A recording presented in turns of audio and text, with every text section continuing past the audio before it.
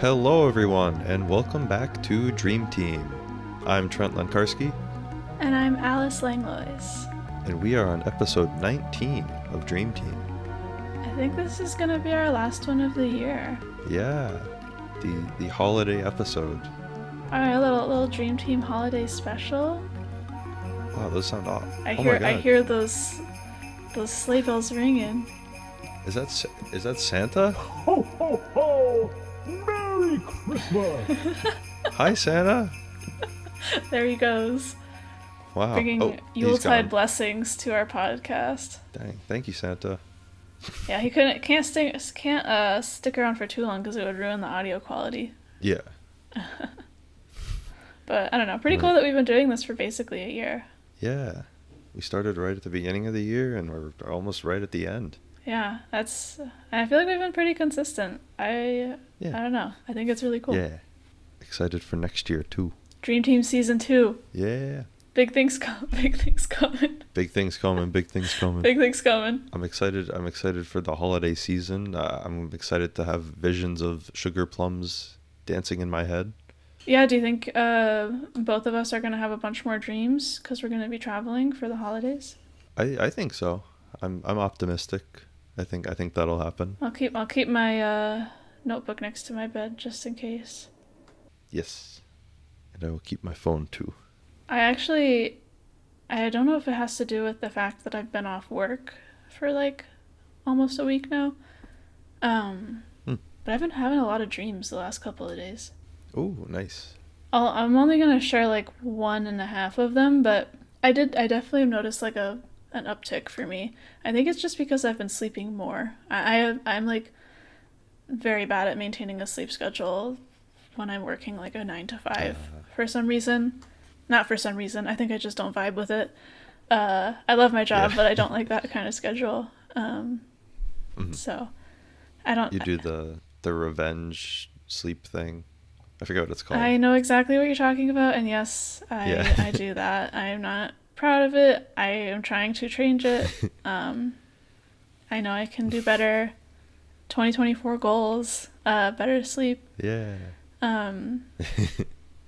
But that's the thing where you, for those of you who don't know what that is, it's like you try to reclaim hours that you lost to work pretty much by staying up late. Yeah, it's just like I'm tired. I am tired when I get home, but there's so many things, like my brain is just like all over the place with like things that I want to do and learn about, and like I end up staying up either with like decision paralysis because I can't actually commit to doing any of the things I want to do, or trying to do a lot of them because I didn't have time to that day, and then I end up staying up. And neither of those things are really good. Yeah. So, but I've been sleeping really good the last few days. I feel great. Woo. So I have been dreaming more. And I don't know, it's a little encouraging. I'm thinking maybe this will stick with me. Maybe I can use this momentum to keep it going into 2024 and have lots of new dreams to share with you guys throughout next year. Yeah. But I thought I would share one. That'll be awesome. That I had 2 nights ago. It was kind of a weird one in terms of like the narrative format. It like stopped and restarted a couple times in different areas of the story, which has never really.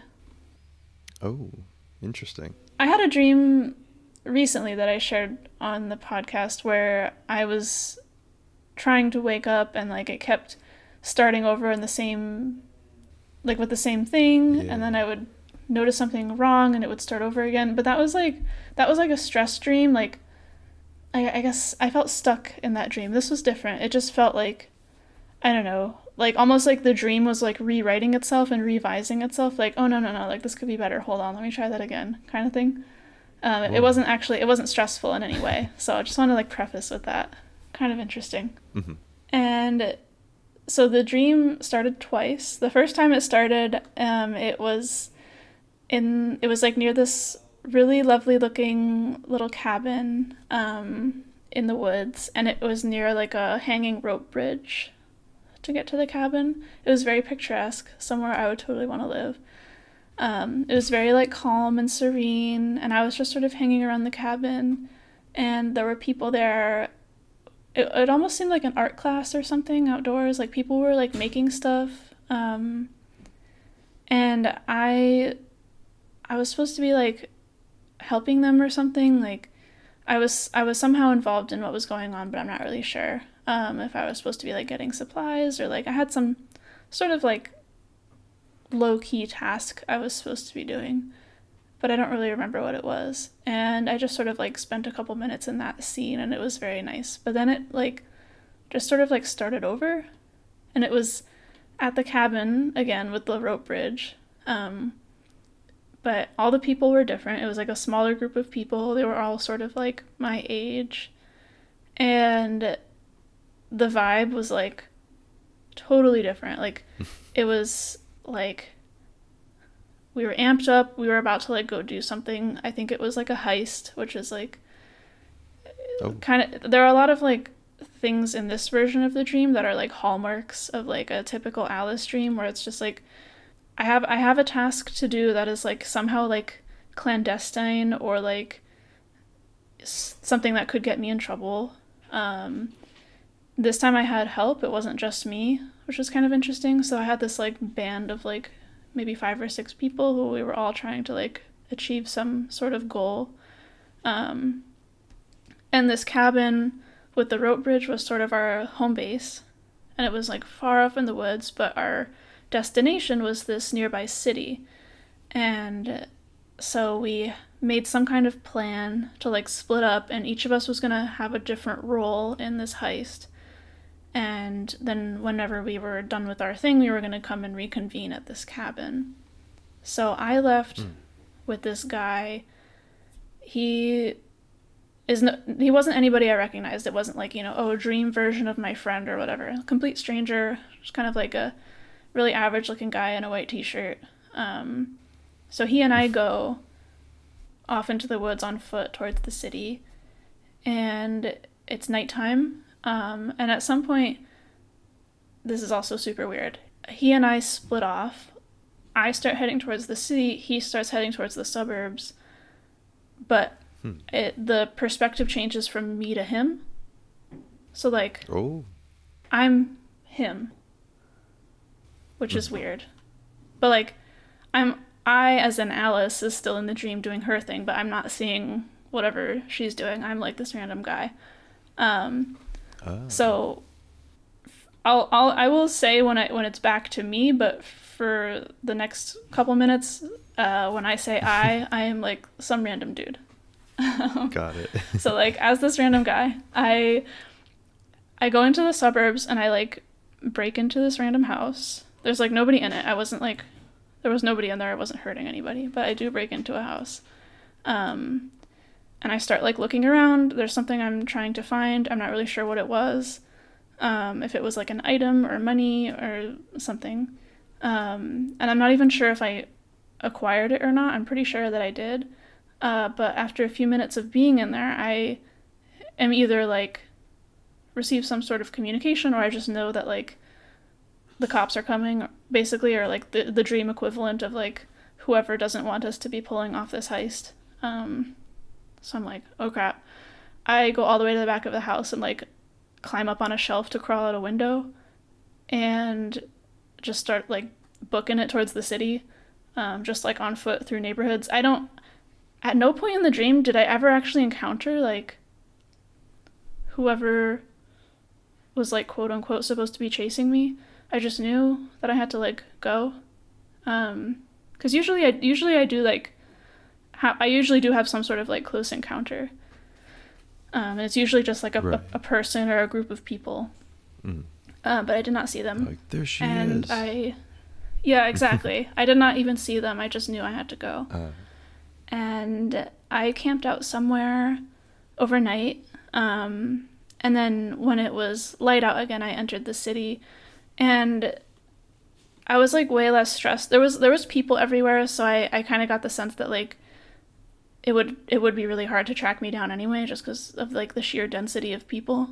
And So I was just kind of chilling, and I like in the center of the city there was like this sort of big cobblestone footpath that sort of went up a hill slowly in a spiral. And so I was like walking up this cobblestone path because I was supposed to meet other me, Alice, at the top. Mm-hmm. And I was kind of taking my time, and on the interior of the spiral there was like open air markets and food carts and like restaurants and stuff. And then on the exterior of the spiral there was like seating and parks and like people like hanging out on picnic blankets and stuff. It was a really pretty place. It was just like bustling with life. And I remember like I think like from like the point that the heist started until then I hadn't eaten anything. So it had been like a full day and I had like not eaten anything. And I remember like looking at like walking by the food carts and being like, oh man, like that smells so good. But I knew like I'm thinking that the thing that we stole was money because I knew I was not supposed to be spending money.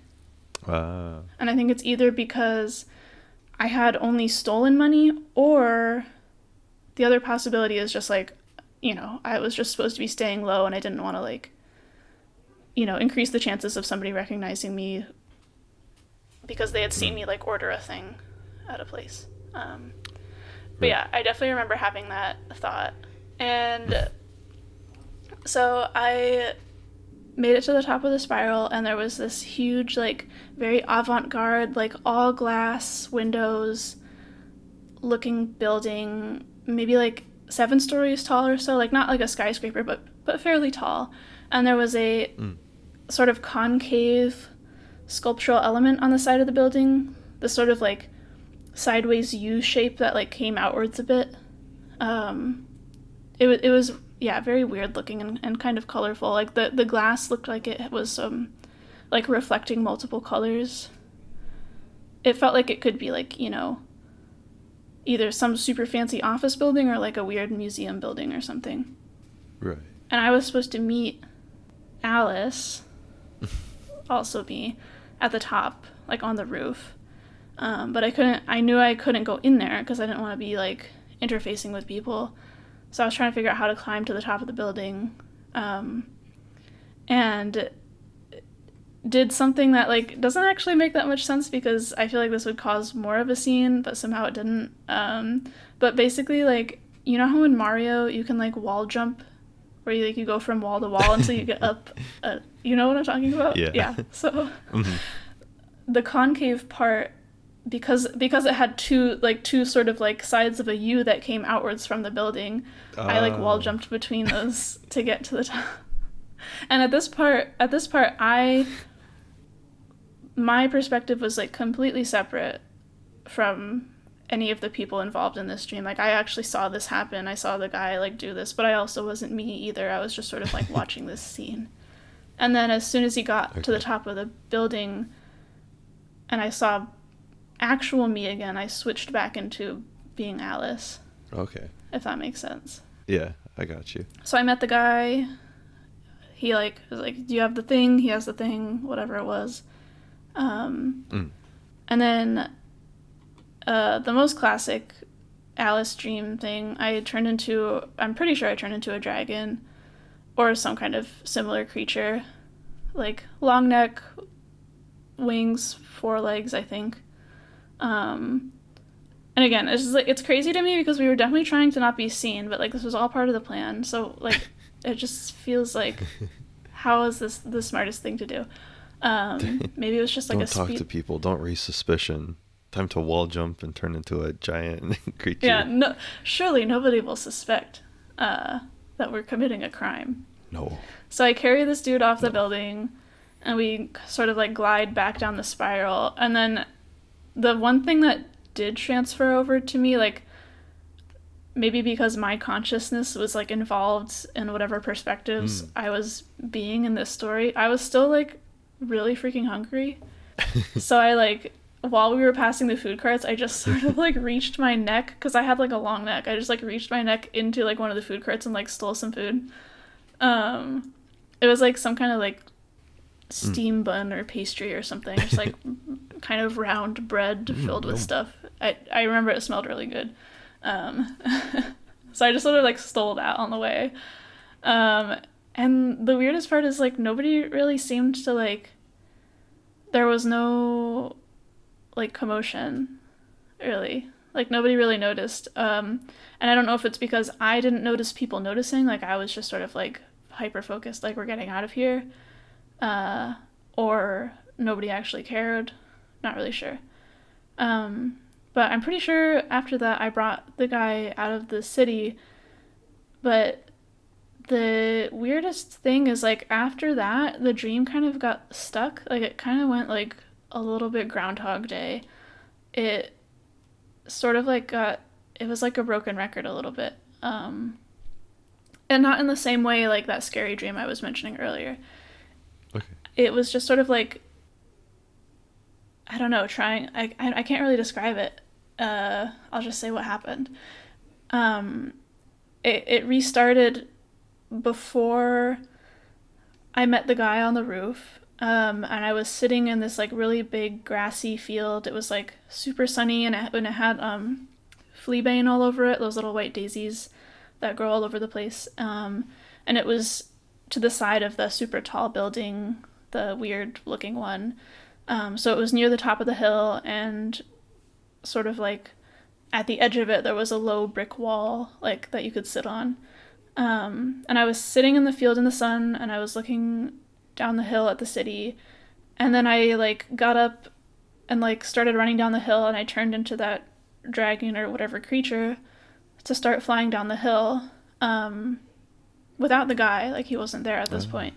And then something just like wouldn't feel right, and it would start over again from that point where I was like sitting in the field, and I would like, it would go slightly differently, like I would go in a slightly different direction, or I would like transform right away instead of getting a running start, or like there was like 3 or 4 different variations of this, and eventually it just sort of like slowed down and I woke up. And to me what it felt like was like almost like my brain was getting tired of having the dream. Like my brain couldn't even figure out what the next step was going to be, if that makes sense. Like it wasn't stressful, it wasn't scary, it wasn't like, oh, I can't get this right. It was just like my brain got to the end of the cassette tape that was playing in my head or something, if that makes sense. I've never had that happen before, and it just sort of like faded out and I woke up. Super weird. I'm tired of this dream. Wake up. Something like that. I don't know. Maybe waking up is your brain getting tired of dreaming. I don't know. But yeah, it was fun for a second, and then it just kind of like fell apart at the end. That's cool. I like that. As an addendum, I did also see you very briefly in my dream last night. I was in the dream? Not the one that I just described, but I thought I would mention it. It was a very short dream, so it's not something that I could like actually spend time describing, but I saw you in my dream last night, and you were... Whoa. Was I like awesome and cool? Yeah, I think so. You were... Yes. It was Halloween, and you were gonna you had a car, I think. Nice. A Lamborghini. Yeah, I don't know. You were definitely dressed at one point in like, and like no offense to people who do this, but like kind of like a lazy Halloween costume where it was just like one of those onesies that people wear with like a skeleton on them. But you were gonna like bring a bunch of candy to like kids in need, basically, in your car. You just like you had like a big thing in the back of your car of candy, and you're just like, yeah, I'm gonna go bring this to kids. And I was like, that's so nice. Cool. And then you left and I did something else, but thanks for doing that in my dream. That was very nice of you to do. Of course. I was doing that all year, actually. Oh, yeah, that's why I dreamed about it. No. Must have been. No. Cool. Yeah. Thanks for allowing me in your dream. Only if you're doing nice and charitable activities. Yes. Cool. But yeah. Anyway. Excellent dreams. Thank you. I would love to hear if And you've had any.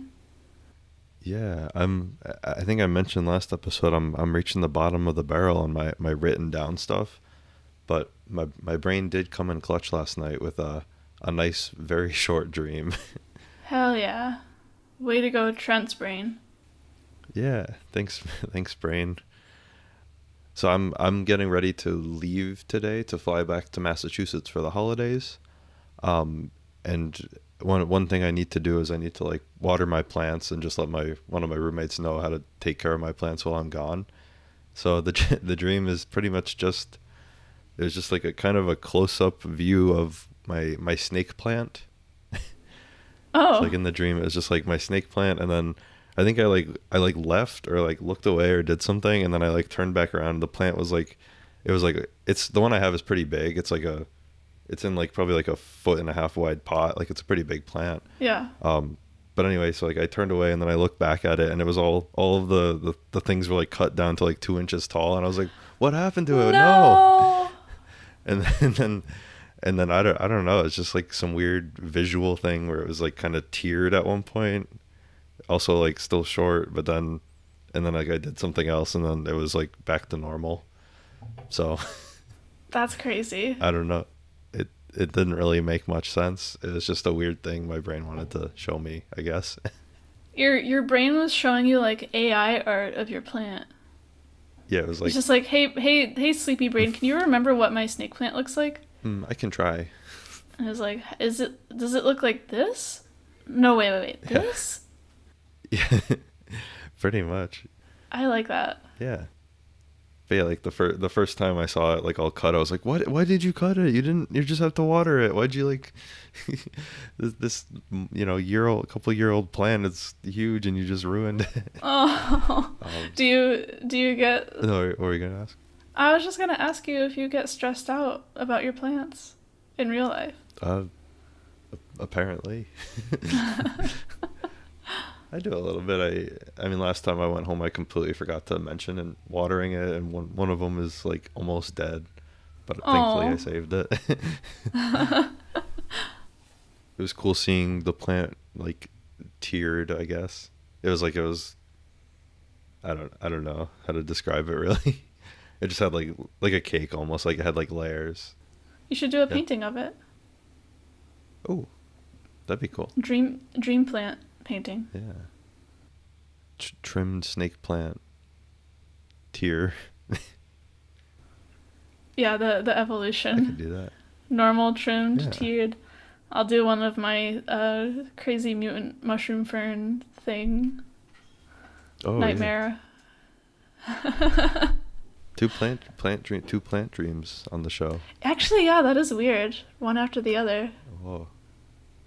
Yeah. What does it mean? I don't know. But that is all I have to share. Thank you for sharing that. That's really interesting. Very vivid. Of course. My brain phoned in one dream the night before. Come on, one more for the end of the year. Yeah. Like, oh, okay, let me just try. Plant? Is that anything? Mm-hmm. Fine. You're worried about plant right now? Look at this plant. Yeah, we'll do that. If not, I'll make you worried about it. Yeah. Hey, look what I can do.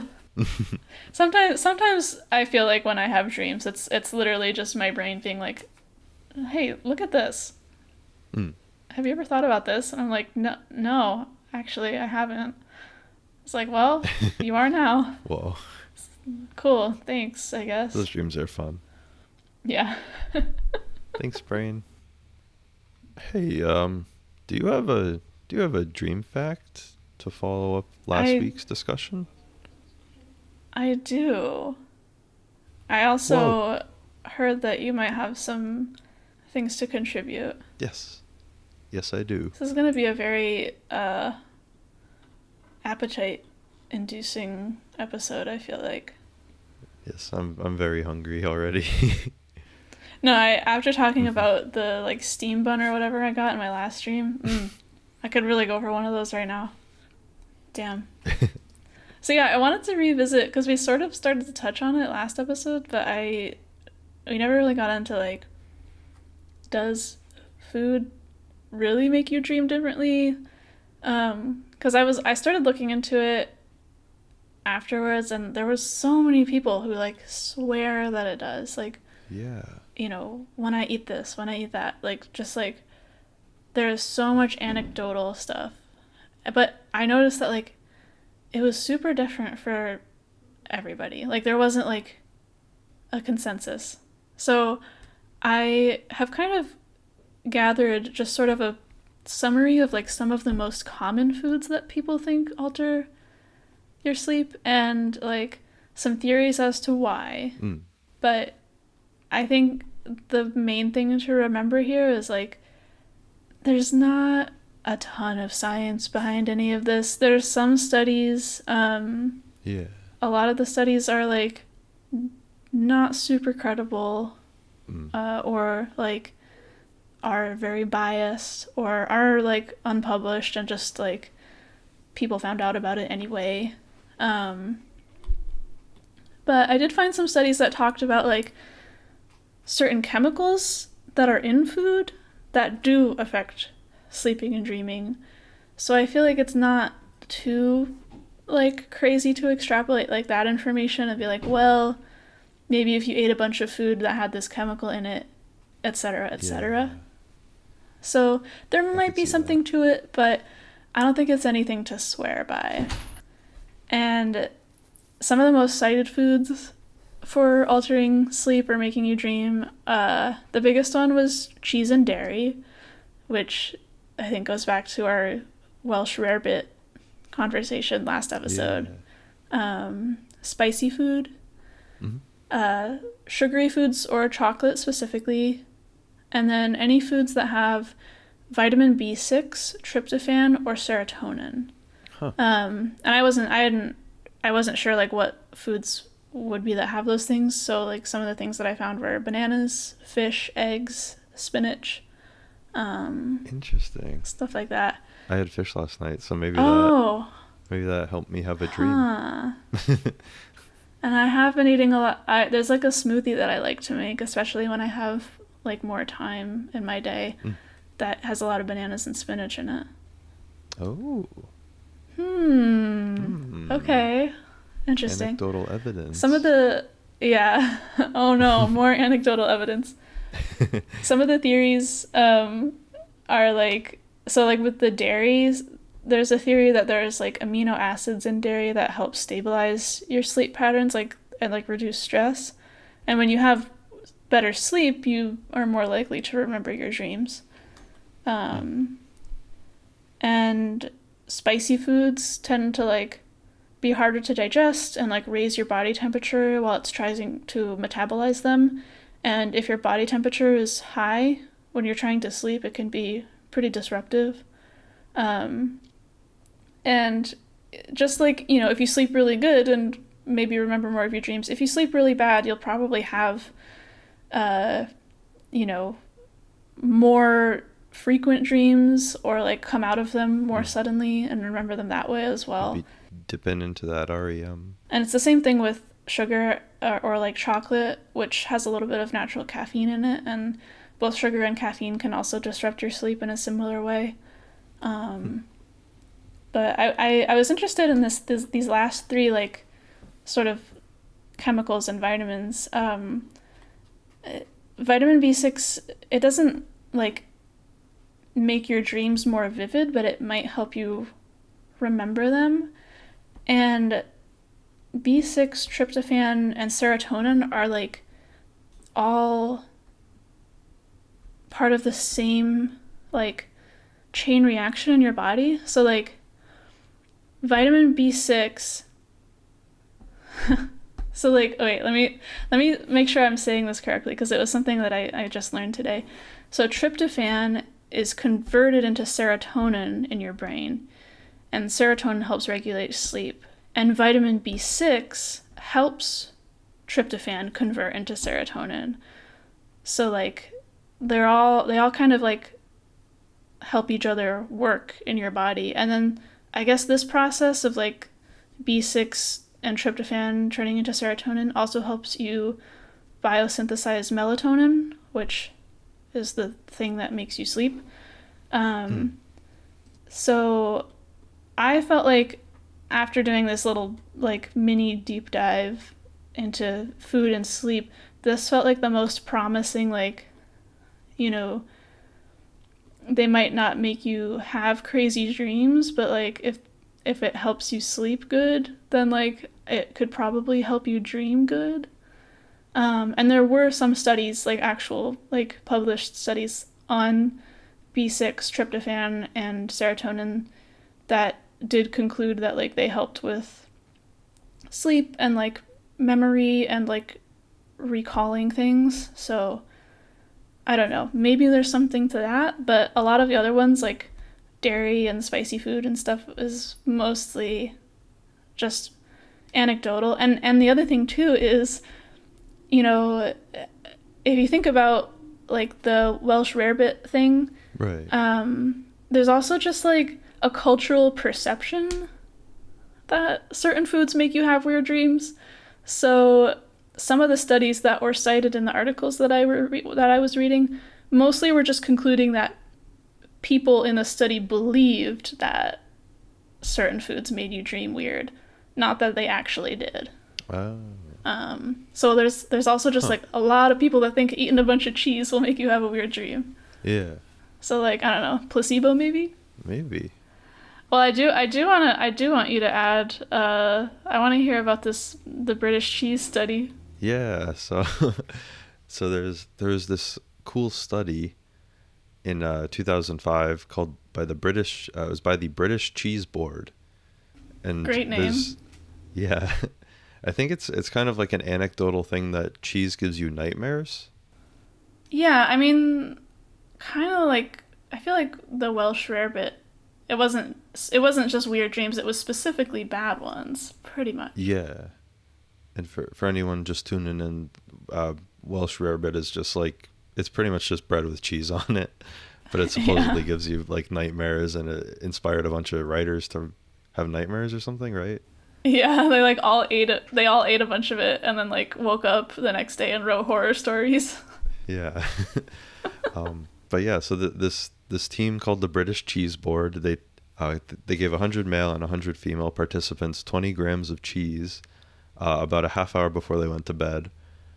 And it was all different, a couple of different types of cheese, and they broke the groups up and everything. But at the end of it, about 67% of the participants did have dreams, and they remembered having dreams, but none of them had nightmares. Whoa. So, huh. So there is that. 20 grams of... I'm trying to like visualize like how much 20 grams of cheese is. It feels like that's not a lot, right? I don't think so. Half an hour before bed. But then it's like, okay, so like, is it the cheese or is it the fact that you ate something only half an hour before you went to sleep? Yeah, that's what I don't know. Huh. And also, is that like, I feel like if you told me like 2/3 of people have dreams and remember them, I'd be like, oh yeah, that makes sense. Like, is it just like it had like no effect at all? Maybe. I don't know. Yeah, like did they, cause like, so it's like 2/3 of the people who ate the cheese, right? Yes. Did they do a control group of people who didn't eat cheese? Because if they didn't, that's not a good study. I don't know if it says. Hold on. I don't remember. Not to mention that, I mean, it's clearly a biased study because it's by the British Cheese Board. Yeah. It doesn't even say the word control in the article. So. Oh no. All right. I mean, I still think it's cool that they did it. But yeah. So I guess they didn't have a control for this.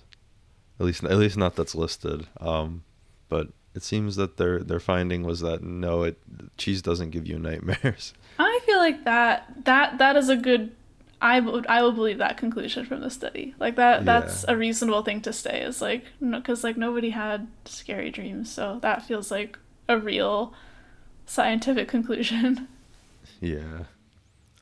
The article does also say like relatively that is kind of a small group, like 200 people, but still it's like the fact that pretty much none of them had nightmares. That's kind of like, okay. Yeah. I could believe that. I guess. I don't know. Yeah, I think the takeaway from all of this is that Don't food's eat right before bed. probably, yeah. I think that's also good. I think like Yeah. you're not supposed to do that in general. So if you do, maybe it will make you dream more, but also it could hurt your tummy. Um, Yeah. well, that's no good. No. But like if you just sleep better, that might make you also dream cool dreams. I did like some of the dreams that they listed that people had though in this article. Oh, I didn't know they listed the. Tell me, please. It does say that about from the group that was given Stilton cheese. They did have some more they did apparently have some more vivid dreams compared to the other groups. Now, Stilton, is that a stinkier cheese? I don't I'm know. look, I'm looking it up. You can keep going. Okay. Okay. Um so some of the dreams that Oh, these it was specifically the women in that group. Wait, is it a stinkier cheese? yeah. Oh, Look at this. Look well, at this cheese. This just looks stinky. let me see this. Oh, yes. Is that what they use for blue cheese? I think It I looks think it looks like Stilton blue is a cheese. type of blue cheese. Ah, I guess Mm. that could make It sense. it uh a bacteria What? is added to generate a characteristic smell. Ah. I think. All right, I want to hear more of these dreams, but I'm feeling like the stinkier the cheese, the stinkier the dreams, if you know what I'm Yeah. saying. The more weird chemicals you got. So some of the dreams that these women had included a vegetarian crocodile that was upset because it couldn't eat children. Oh, Um, wait, why am I sad about that? I don't know. Why do you want this crocodile to eat kids? Soldiers fighting each other with kittens instead of guns, and a party in a asylum. Those are some of the dreams they had, and it's weird that it's specifically. It says 85% of the female participants who were given Stilton. So this one specific group of women that had this one specific cheese had a lot of dreams. That is wild. Yeah, but yeah, Huh. this also reminded me kind of we touched on melatonin in this talk, and it reminded me of an earlier episode where we talked about like melatonin and some of the other chemicals that really do affect your dreams. Um, yeah, because I I remember wonder. I've taken melatonin before and had like very very vivid dreams. Yeah, because So I think something that I recall reading in these articles was like, you know, you need a certain balance of like serotonin and melatonin in your body just to have regular sleep. But if you have high amounts of serotonin or melatonin, it makes your dreams very intense. right, So I think that's probably something that could be like accidentally achieved with like supplements or medications that you might be prescribed. But I wonder too if you ate like a bunch of food with tryptophan in it, maybe it would cause a spike or something and make your dreams really intense. mm, Probably not as much as a supplement would, but um, there's probably a reason why those things are associated with dreaming.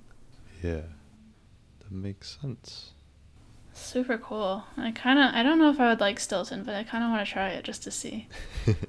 Because some of those dreams sounded really fun. Yeah, I'd give it a try. Yeah, I mean, I'm not a huge fan of blue cheese, but I like it in certain contexts. Mhm. Heck yeah, excellent dream fact. Yeah, no, thank you for doing some additional research on that because that was really, really interesting. Yeah, of course. I want to read more about this cheese study now because it just sounds wild to me. Yeah. Also, like, imagine like getting approached to do that. Mm. Like, hey, do you want to be in the study where you just have to eat 20 grams of cheese every night? Like, yeah, man. I'd love to do like a sleep study thing, especially one with food. Yeah, I have done like some medical studies in the past, and like usually like you don't get anything, which is like, you know, whatever. I'm helping the world by, I don't know, sharing my blood or something, or my medical data or whatever. Yeah. But I did one last year, and they gave me $50. It was awesome. Oh, nice. They were like, hey, try this new machine we invented, and we'll give you $50. And I was like, yeah. Whoa. That's like some good takeout money. Heck yeah. So I don't know. I think if you want more participants, cheese or $50, I'd do it. I wonder. This is just a dumb thing, but I wonder if the people who did the study liked cheese or not. Well, people who don't like cheese. Oh, the people have who are more dreams participating? Yeah. People who like cheese have more dreams, and the people who don't have less dreams or something. Huh. Yeah, because there's... Okay, so now I'm thinking... Man, sorry listeners for spending so much time on this cheese thing, but I'm absolutely fascinated by it. There's this thing... I can't remember the word for it, but it's like a common issue in like medical science where people will link, like, for example, a certain food to being healthier. Okay. For like, so I'll just like, okay, so like plain yogurt, maybe like, so there's probably is, I'll bet you that there's some study out there that says eating plain yogurt every day is linked to better, like, less rates of heart disease, or like better blood sugar, or this or that. And like maybe it is, but also the kind of people who eat plain yogurt every day might also be the same kind of people who exercise more often, or do more yoga, or eat other healthy foods, or just have healthier habits in general. As opposed to like just any random, like just saying that any random person who eats yogurt would be less likely for heart disease. Oh, I see what you mean. Does that make sense? So like it's a problem that we run into a lot in medicine and in science, because it's like it's so hard to link one thing to another when there are so many things that can like make you healthy or unhealthy. Yeah, the human body is very complicated. It is, yeah. And so that's why it's like whenever you see things that are like, you know, advertising themselves as a cure-all, like eat this superfood and you'll never get cancer. It's not real, because that's just not how it works. Right. You know, there are so many things that go into like being healthy. So I'm wondering about this cheese study. Is like, you know, are the people who did the study like all super into cheese, or like are already people who like dream a lot and they're just like, ooh, I want to do this study and see if I dream even more. Like, I feel like you wouldn't do that study if you didn't like cheese, right? Yeah. Or like if you didn't care about dreaming. And I mean, I guess in like a proper double-blind study, like you don't really know, like you and the people who are like running the study aren't really supposed to know like what is supposed to be happening, but it doesn't seem like that's how this study was done. But I don't know. If any of our listeners have ever eaten Stilton cheese, has it made you had a weird dream? Send it to us. Send us your cheese dreams. Cheese dreams, please. Cheese dreams. Yes. The cheese episode. Alice and Trent get freaking twisted off of some cheese and then have crazy dreams. Cheese. That could be fun. A fun cheese episode. Or Welsh rarebit. Yeah, I still want to try it.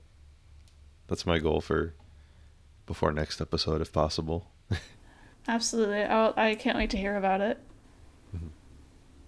I was wondering if you wanted to get into some submissions with me. I have a kind of exciting update from one of our listeners. Oh, okay. I'll read the first one if that's okay. Okay. Yeah. I just have two, and they're both sort of like medium long. ones. Okie doke. If you remember last episode, we got an email from Michael about how he was trying to learn how to do lucid dreaming. Mm-hmm. And he was trying to like look at his hands and stuff, and he actually sent us another email pretty soon after that, and I think we should give a round of applause to Michael because he had his first ever flying dream. Whoa. Yeah, congrats, Woo, Michael, yeah. because that's super cool. Yeah, put a applause. The studio track in audience here. is going crazy. Whoa. Woo! Yeah, Michael. The crowd is going wild. I thought it was super cool. I have never personally tried like on purpose to have a lucid dream, but like I don't know, this is pretty strong evidence. Clearly worked for Michael. Mm. So I was just gonna read to you his update and the dream that he had. So Michael writes, "Hello once again, Alice and Trent. It's Michael again. Today I am sharing a dream that is connected to my practice in lucid dreaming, which I shared in a previous email. As I may have mentioned, the practice is to simply look at my hands throughout the day, so that I might look at them subconsciously in my dream. A few nights ago, I was able to accomplish this. Quite soon after I fell asleep and the dream began, I looked at my right hand. This caused an instant lucidity in the dream. I then, without thinking at all, began to fly. My perception from there was quite magnificent. It was not as if I was flying around in circles or from place to place. In fact, it felt more like flying from dream to dream. There was an awesome sensation of rushing through something, like a space between the air. All I could see was blurred images for a time, rushing at each of my sides as I flew straight forward. I then began to slow down and found myself zipping down a residential street that looked like a snowstorm just hit it. The snowbanks on each side of the street must have been 10 to 15 feet high. Streetlights poked out of the banks and shined their light in a particular direction towards a side street that led to a cul-de-sac. I was intrigued and thought to follow the light's direction. Somehow I knew how to slow my momentum and turn into the street. I lifted my knees and placed my hands together at my chest, something like a squatting position, but in midair. I then lifted my hands over my head and leaned my torso in the direction of the street, as if I were performing a sideways dive. I flew into the cul-de-sac and made my way into the backyard of a particular house. There was a heated pool which was open.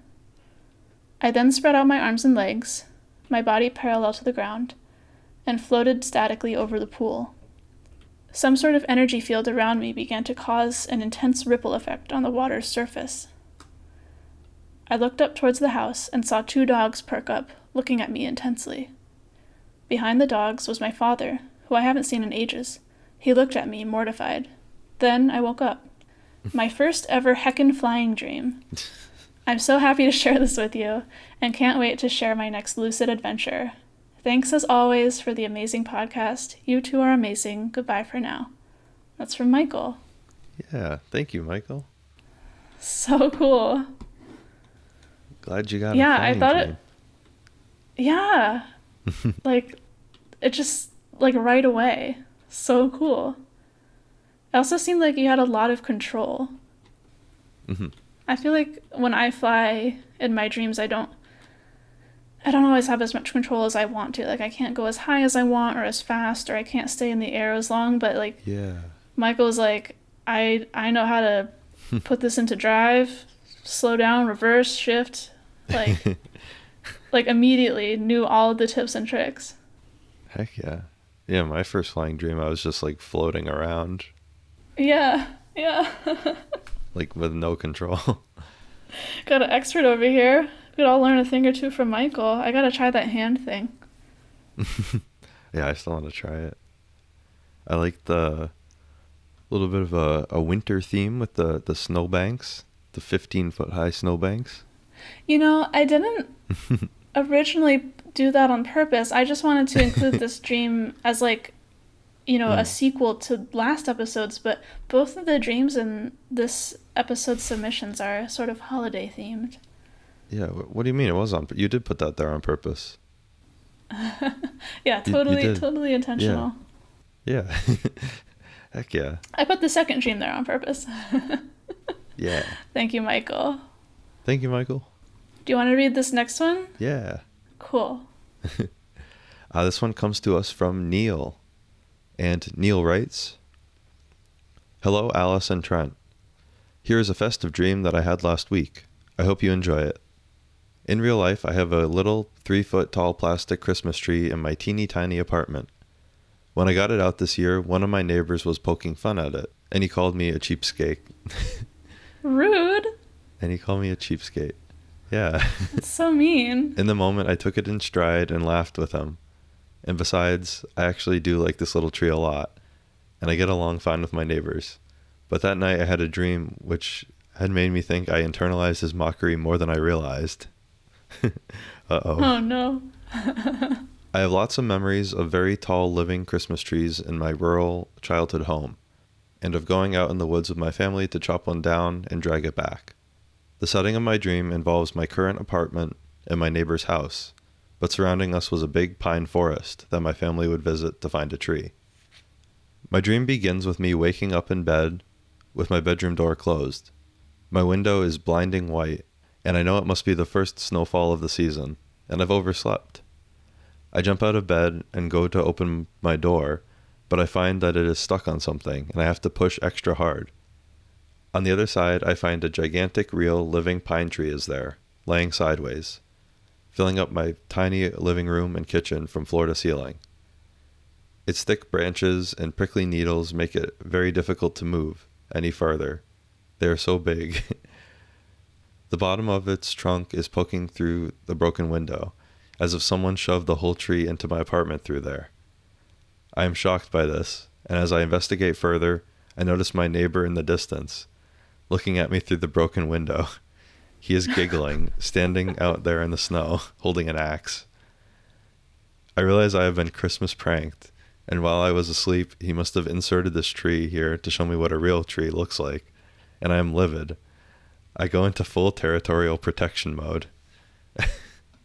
At this point, everything kind of starts feeling like Looney Tunes. An orchestral score starts playing, and I'm moving around in very nonsensical ways, seeing myself in third person. I tear at the pine tree branches, trying to get outside, and I see my neighbor turn away and start prancing down a hill to his house, reminding me of Wile E. Coyote or something. Slowly I squeeze and claw my way through the branches, stumbling all over and getting poked by the prickly pine needles. On my way, I pass my own little plastic tree, smushed against a wall, plugged in and shining dimly. I yank its cord and clutch my tree under my arms, and then I leap over one final large branch and tumble out my front door into a cloud of loose pine needles and pine cones. I right myself and stick my bare feet in the snow. I'm still wearing my pajamas. Then, firmly holding my little tree under my arm, I begin a charge down the hill that separates me from my neighbor's house. I am running through the snow with a battle cry, dropping colorful ornaments in my wake when he makes it to his porch. Brass horns accompanying me as I charge and gain speed, and he slowly turns around, but he's too late. A loud dissonant chord plays as he drops his axe to the ground, and I impale him with my plastic Christmas tree. I woke up laughing in disbelief and shaking my head. So good. Listening to your podcast always captivates and comforts me. I wish you both and all of the other dreamers a very cozy, joyful, and peaceful holiday season. Happy face. Merry Christmas, Neil. Thank you, Neil. Thank you, Neil. So good. Very good. Oh man, I love that it had its own like cartoon score. Yeah. Like Tom and Jerry, like so good. That was awesome, yeah. Also, I just love the idea of getting Christmas pranked. Like Yeah. shoves a tree through your window. You just got Christmas pranked. Ho, ho, Sorry. ho. Gotcha. Gotcha, buddy. Evil Santa be like, That's an awesome prank, though. Here's a whole Christmas tree in your house now. I mean, I guess For free? Sure. Yeah. It sucks when your apartment is tiny, though. I don't know. I relate a lot to Neil. I don't have room for a live Christmas tree in my apartment, so I have a really tiny one that I put up sometimes. So, like, I don't know. Your neighbor needs to chill. Yeah. I don't even have Some a of us Christmas don't have tree. room or money. Yeah, I stopped putting up my Christmas tree once I got the cat, because she just wants to eat it. Oh.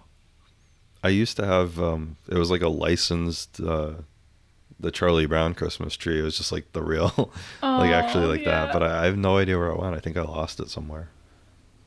Oh, man. Moving, maybe I left it somewhere or something. But well, keep an eye on your windows. Yeah. You might be getting a surprise. No. No. Damn. Thank you very much, Neil. That was such awesome. a good dream. Yeah, thank you, Neil. Really good holiday theme. Mm-hmm. And thank you everybody who has sent us submissions. Yes. If you want to send us your dreams, where should people send it? People can send their dreams to dreamteampodcastsubmissions@gmail.com. Send us your holiday dreams, your cheese dreams, your lucid dreams, whatever you can remember. We'd love to hear about it. And also, Neil actually sent us a picture of their wonderful little beloved plastic Christmas tree, which I will be putting on our Instagram. Awesome. And that can be found at Dream Team with Alice and Trent. Perfect. I can't wait to see it. Yeah, it's very charming. Awesome. I just want to say thanks to everybody for making this possible. We've done it for a whole year now. Yeah. And that's pretty cool. We've gotten submissions pretty consistently. Mm-hmm. You guys are super, super lovely to hear from on our YouTube comments. We love hearing from you guys, what you think of the episodes. Everyone's so nice and supportive of the show. It's great. It's great to read all the nice little comments at the beginning and ends of the submissions. Yeah, it's super, super nice. So just thanks everybody. Thank you, Trent, for doing this with me. Yeah. Thank you, Alice, for doing this with me. Yeah. I don't know. I didn't really imagine how far we'd go with this, but I've been having a great time, and I can't wait for next year. Yeah. There's that little bug when you first start a huge project where you're like, yeah, we'll do this twice and not anymore. But this was awesome, and it's working well, and we got a pretty good format for it, so I'm happy to continue into the next year. Yeah, I'm genuinely enjoying it, yeah. Yeah, me too. I love it. But, I love dreams. I love dreams. I love Dream Team. Heck Dream Team, best podcast 2024. Yeah, we're going to make it happen. Oh, I'm sure. We're going to get 1 million subscriber. Whoa. 1 million listener Apple Podcasts, 1 million listener Spotify, 1 million listener YouTube. We're manifesting. Yes. But yeah, thank you all for supporting this cool project. I know that I don't know of any other dream specific podcast, so I can pretty confidently say we're the first to do this. Maybe unless there's someone else. Maybe, yeah. But well, there's a podcast that it's not active anymore. Oh. But there was one episode where one of the hosts mentions that he really likes hearing other people's dreams and would theoretically like to do a podcast that was just people's dreams, and then the other host immediately shot him down because he's like, dude, that's so boring. What are you talking about? No. And we have to get him on the show. I have thought to myself throughout the year, oh man, this guy, this is totally what he was talking about. I wonder if he'd like our show. But what? Yeah, I don't know. Who was it? I can edit this out. Alice gave me a little rundown of who it was and what podcast it was, and I've never listened to that podcast, so we didn't steal this. We didn't take this idea.